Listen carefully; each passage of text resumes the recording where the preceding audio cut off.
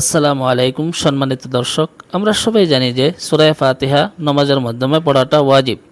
চলুন আরবি এবং বাংলা উচ্চারণের সাথে এই ভিডিওর মাধ্যমে সুন্দরভাবে খুবই সহজে শব্দে শব্দে আমরা শিখি। আমি দুইবার করে বলবো, আপনিও বলেন। বিসমিল্লাহির রহমানির রহিম। বিসমিল্লাহির রহমানির রহিম।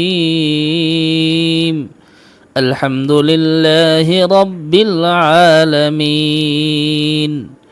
الحمد لله رب العالمين. الرحمن الرحيم.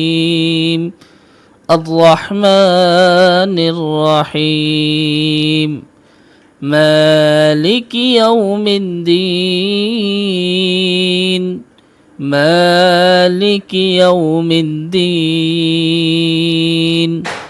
إياك نعبد وإياك نستعين. إياك نعبد وإياك نستعين. اهدنا الصراط المستقيم.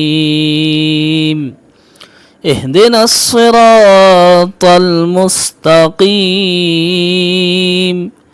صراط الذين أنعمت عليهم. صراط الذين أنعمت عليهم غير المغضوب عليهم ولا الضالين.